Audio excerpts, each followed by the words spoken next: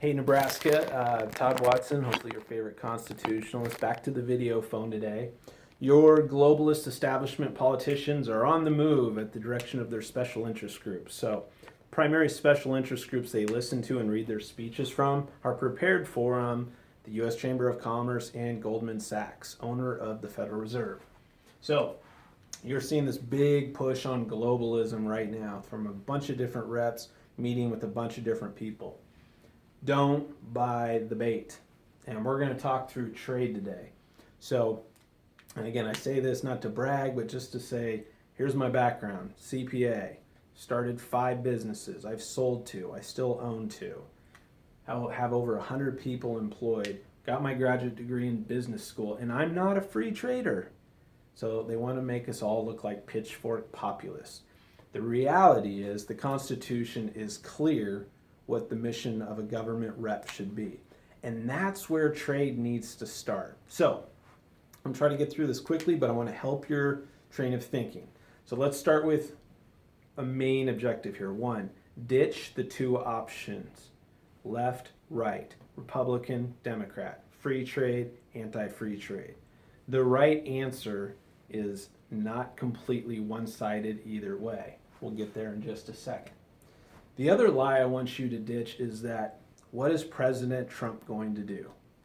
Now, a good constitutionalist, which we don't have up there in D.C., even though some think they are, if they read Article 1 is legislative responsibilities. Then we go to Section 8. These are the primary duties that our founders gave the legislative branch to do. Then read Clause 3. Clause 3, very clear. Who is regulating commerce with foreign nations? Ding, ding, ding, it's the legislative branch. If you listen to the globalists who follow their special interests, they are always looking to Trump or Obama to lead. So they'll tell you lies that they want to reassert the legislative branch's power. These same liars turn around and pass fast-track authority.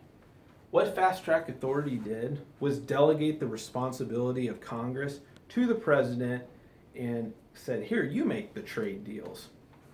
It's gotten worse over time. So let's go with some history a little bit on how trade has functioned.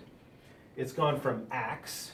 Acts would be like, hey, France, you want to trade cheese? America, we got beef. Let's trade beef for cheese, okay? And you could focus on goods. Then we evolved to NAFTA. And this is when the problems start coming. Now, NAFTA is an agreement. So we've gone from acts to agreements. Here is why we killed the TPP against the globalists. We won. Partnerships. Partnerships is way more than trade. Now, the globalists are lying to you and trying to tell you that, hey, it's all about trade, the TPP. What a bunch of baloney. It was written in secret by Obama and his crony capitalists, but yet our Republicans supported him, much like the Iran deal. I mean, those were great deals written in secret. It took away our sovereignty, okay? So judicial proceedings belong to the partnership. So, that was unconstitutional. So your business, you're up to the final rulings of this body. Why would we give up sovereignty? Completely foolish, okay? Next, we go back to the Constitution. The Constitution, think of it as an agency agreement with your lawyer. We, the people, created these rules for the government to operate under. And it starts, we, the people of the United States. So this is a scoping document. You can always tell a globalist because they talk about what it's done for the world. Hey, that's great. I'm glad capitalism worked for the world. This goes back to Ronald Reagan's shining light on the hill. We want you to copy us based on our conduct. But the scope of our government is for the benefit of we, the people. And in the preamble, it gives us 2 main goals. Domestic tranquility and promote the general welfare of who? The world? Nope. We, the people of the United States of America. So this is the sworn oath of a government official. It's not to look at what's best for the world. Hey, if we both benefit, great, but that's not the case. But we've always got to think domestic tranquility, promote the general welfare. Now the globalists, all they think about is money. They're full of greed. There is more to tranquility than lower cost goods, and there's more to general welfare than lower cost goods. Part of it There's definitely part of it. But I can tell you, as a conservative that's actually gone to poor areas and spoke, as a conservative that's actually gone to our community colleges and impoverished areas and say, how do we get things to work? Employment matters. And I will put employment up against cheap goods all day long. People that are unemployed get in trouble. There's crimes, they're not taking care of their kids appropriately, they can't take care of their kids adequately. That pulls at your heartstrings. So people that put the cost of goods over employment, it's a losing argument for me. When we have full employment, we can get rid of welfare. You pay for that. It may not be in the cost of your goods, but actually you're not even paying for it. It's probably why you want cheap goods, for those of you who love free trade. If you actually paid for the welfare your government's dishing out, you'd want full employment too, so they're not on the welfare. And again, I can deal with the welfare state too. But we have to have a real plan for jobs. Now, automation is reality, and that's not a political thing. So we've had this shrinking pie. Now, historically, we've always been able to create and get full unemployment.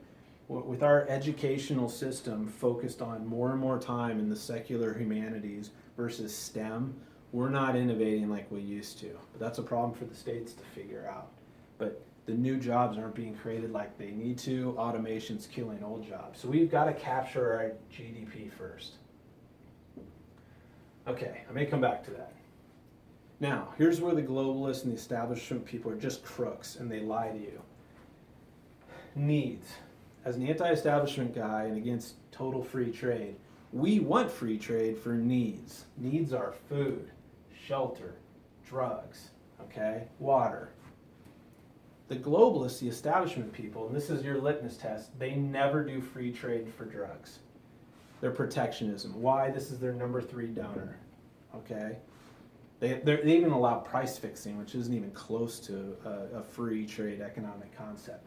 So never believe a guy that won't change anything with drugs. So I've said if you're for free trade, that's okay if you disagree with me. Prove it here first. Go get free trade for drugs. Then I'll take you seriously that you're actually committed to a free trade policy. But where I'm at is on free trade on needs, and this goes back to pro-life. All these things support life, so let's not burden anybody with trying to make these things expensive. Let's get a robust, competitive market. Now, manufacturing items are different. Okay, they're value added, so cars, iPads, etc. Not necessary to sustain life. They're all wants. Okay, we've got to start capturing the value, that value chain. So, the other argument you're going to hear is free trade is going to hurt a stabilized world. That's just hilarious. Okay, that's hilarious. Other countries put tariffs on us. We're the only one that really doesn't do tariffs.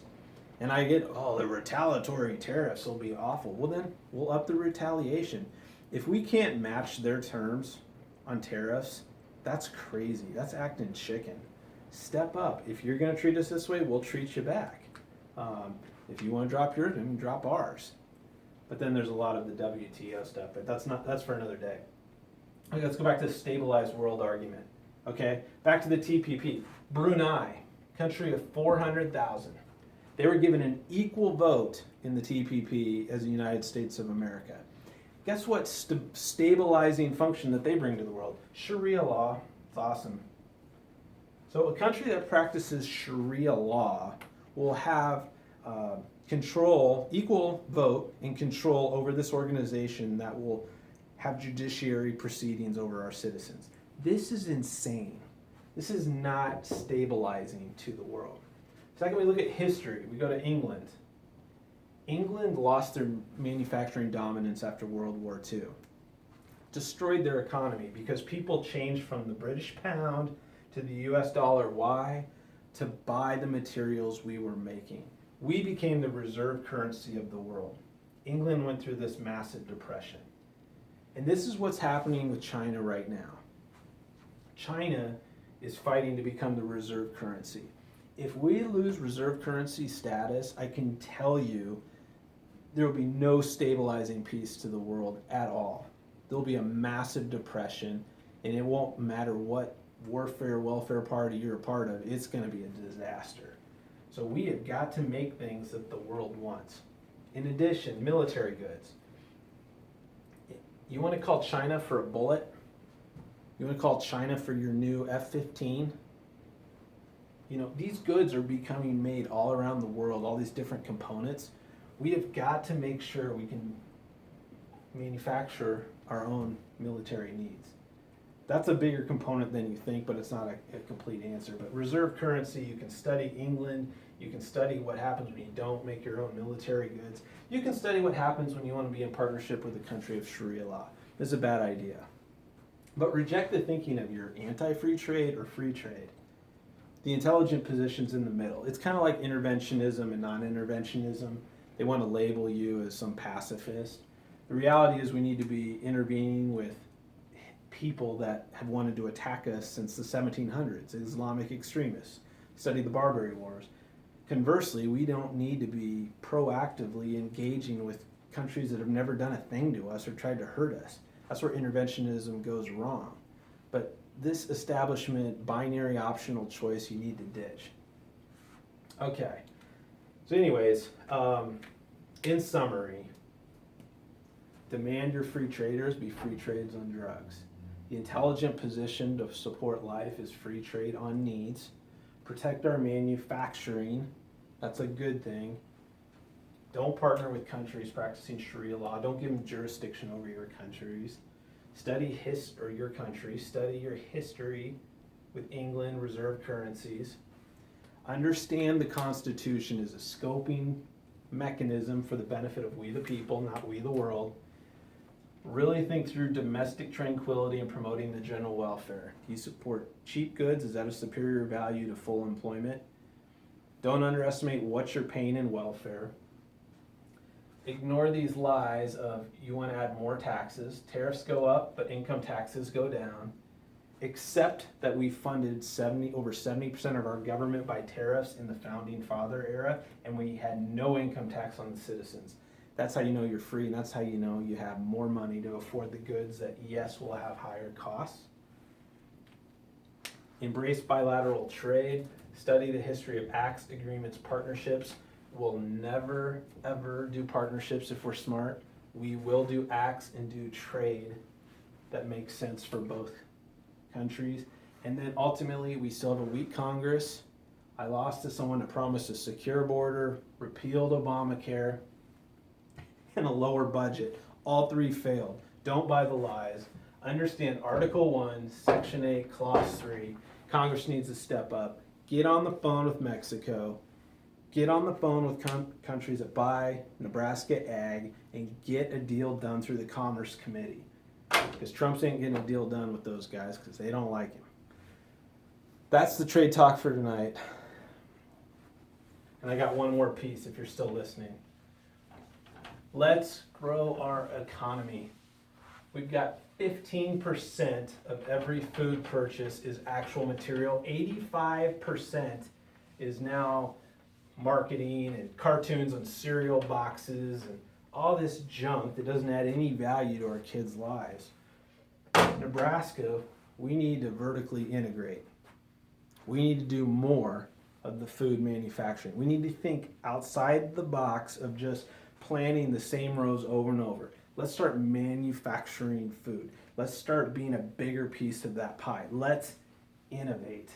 But my gosh, if only 15% of food is actually food and 85% is everything else, there's some pie there for Nebraska, and we better figure out how to go get it. But that's going to take some business thinking. I think we have it with the governor. I think I've witnessed it with several legislators who actually have worked business, but our national reps clueless. Tell them to step up. Let's get this done. Thanks.